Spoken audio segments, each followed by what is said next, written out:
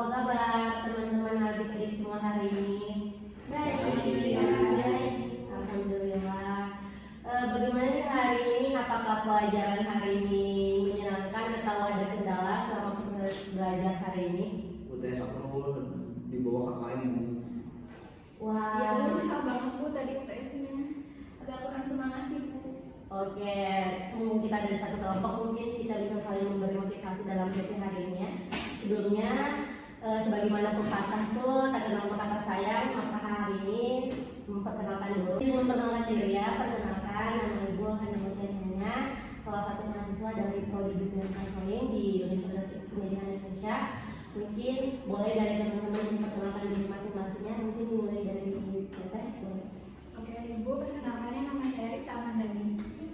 Aku Yudai, Muhammad Yuda. Saya Lili Ibu. Oke, baik. Karena kita udah saling kenal, mungkin bisa saling berinteraksi dengan baik dan nyamannya teman-teman. Untuk sesi hari ini kita akan melaksanakan sesi konseling dengan tema keterampilan pelajar.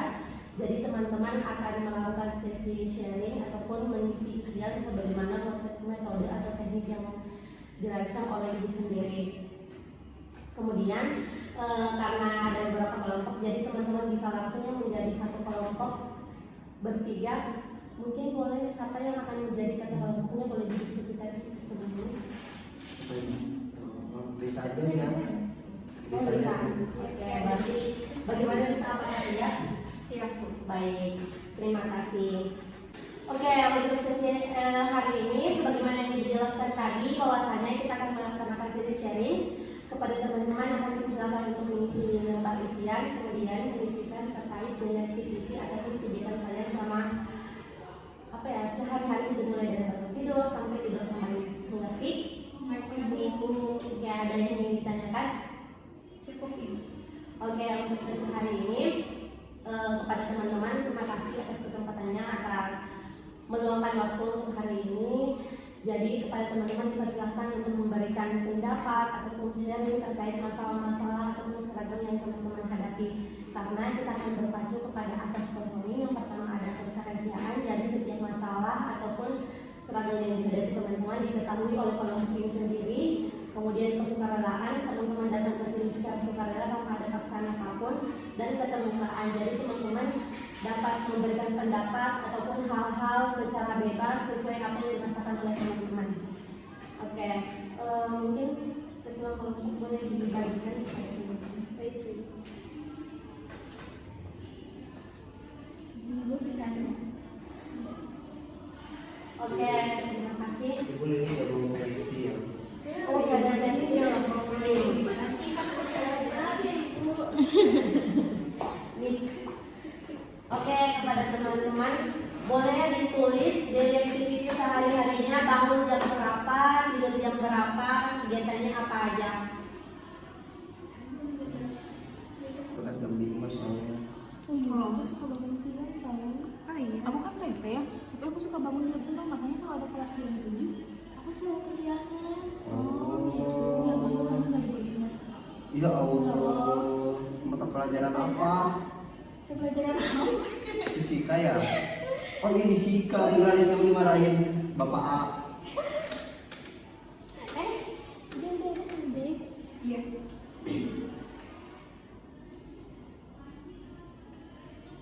Kan udah beres. Dulu aku baru masih pagi. Sekarang juga tidur siang nggak sih? Enggak. Aku iya di cross lagi tidur siang. Tapi kalau ketiduran ya selesai dulu. Oh, Oke, selesai. terima kasih teman-teman. Mungkin ada yang mau sharing dulu atau membacakan hasil dari isiannya? Boleh saya dulu. Boleh, silahkan. Nah Bu, jadi aku tuh kalau bangun tidur suka jam 6 pagi. Nah sedangkan ada kelas itu kan jam 7 ya. Nah makanya aku suka kesiangan. Nah aku juga pernah gak boleh masuk karena kan kesiangan ya. Terus setelah itu kan sekolah nih sampai jam 3. Nah habis jam 3 tuh biasanya tuh aku main sama teman. Nah sedangkan pulang itu kan malam. Nah ketika malam tuh kan aku udah capek ya. Nah malam tuh biasanya aku cuma buka-buka HP, tapi aku tuh suka lupa udah jam 12. Makanya pernah dimarahin sama ibu, kenapa kamu udah jam 12? Jadi aku tuh sibuk tapi padahal gak sibuk. Gimana ya? Oke, terima kasih Risa atas sharingnya. lain apakah sama dengan Risa atau ada yang berbeda? Beda kok. Ya, kenapa? Bedanya di mana? Aku biasanya habis pulang sekolah itu renang, bukan kayak senang gitu. Terus senang itu kan kecapean gitu ya Bu, tapi pas pulangnya bukannya malah belajar, tapi biasanya aku suka nonton drakor, bukan bangun itu habis nonton drakor karena kecapean terus tidur deh, jadi jarang apa ya Bu, kayak keasikan nonton jadi lupa gitu belajarnya. Tapi karena disuruh orang tua senang terus, jadi kayaknya mau nonton gitu Bu, kayak bosen gitu. Oke, terima kasih atas ini. Boleh mungkin karena Teh Yuda boleh menyampaikan dari aktivitinya.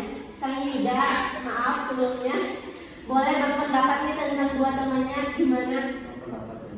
Iya. Eh, Apakah sama juga atau bagaimana?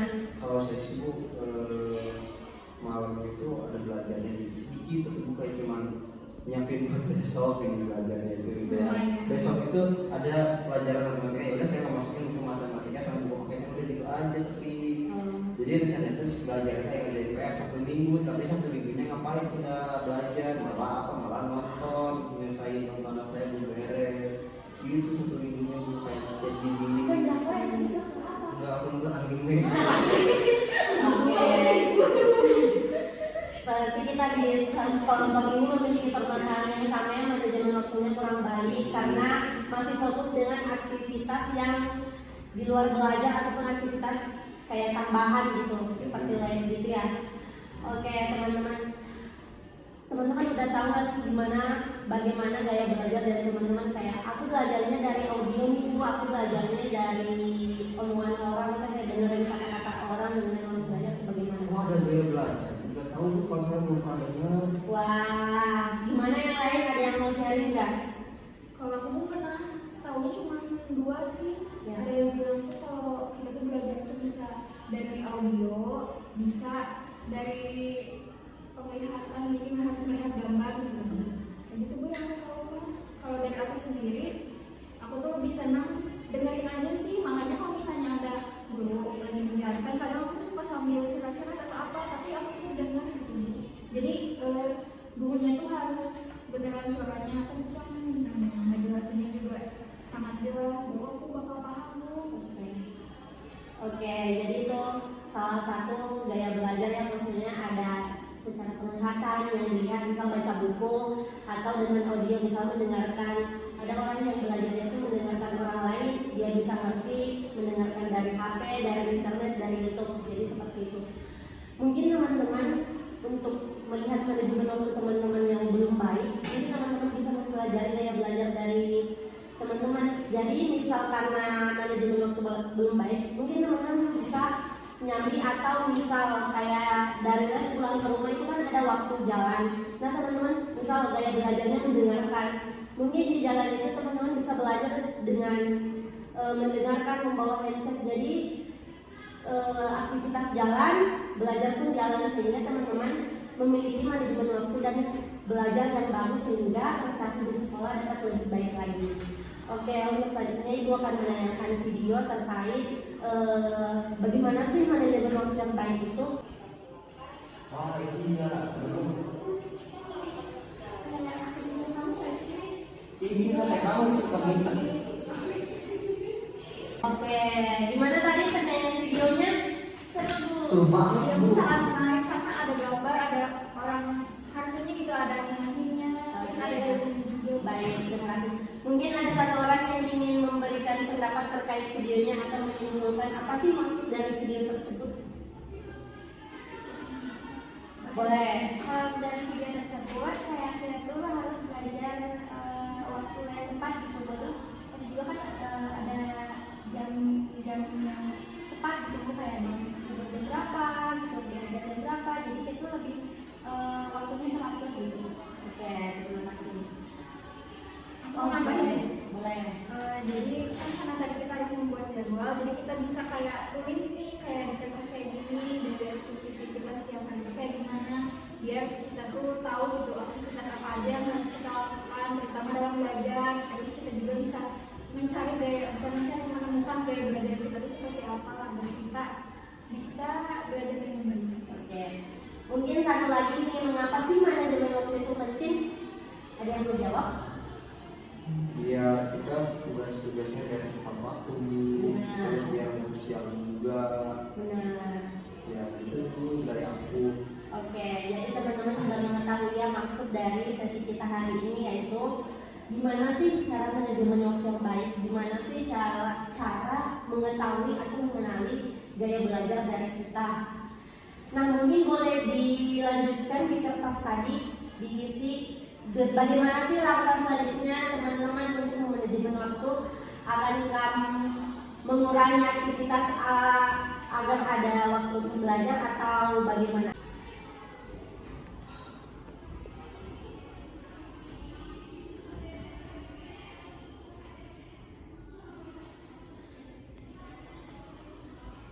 Oke, terima kasih teman-teman. Mungkin selanjutnya ada yang menyimpulkan dari kegiatan konseling kita pada hari ini. Saya Boleh silakan. Jadi kita itu sebagai siswa harus punya manajemen waktu yang baik. Nah, caranya itu bisa dengan menuliskan, menjadwalkan hal apa saja yang akan kita lakukan pada hari itu misalnya. Terus selain itu kita juga harus menemukan gaya belajar kita agar kita juga termotivasi gitu untuk belajar. Nah, seperti aku kan dulu, kan aku asalnya nggak tahu ya gaya belajar aku itu apa, tapi kan ternyata aku tuh sukanya sambil dengerin. Nah, jadi aku juga berharap sama diri aku sendiri. Semoga setelah aku tahu gaya belajar aku juga bisa menyempatkan setiap hari untuk belajar. Oke, terima kasih. Itu udah perwakilan dari teman-teman ya. Teman-teman juga udah mengisi isian dari kertas tersebut. Jadi mungkin isian tersebut bisa ditindaklanjuti, ditingkatkan agar bisa manajemen waktu dengan baik. Mungkin untuk sesi selanjutnya kita akan menjadwalkan sesi konseling berikutnya biar bisa lebih mengenali bagaimana cara belajar dari teman-teman dan cara manajemen waktu yang baik. Terima kasih kepada teman-teman. Semoga apa yang didapatkan hari ini dapat bermanfaat dan dapat mengerti oleh teman-teman. Terima kasih atas kesempatan dan antusiasnya. Akhir kata, wassalamualaikum warahmatullahi wabarakatuh. Waalaikumsalam Waalaikumsalam. warahmatullahi wabarakatuh. Terima kasih.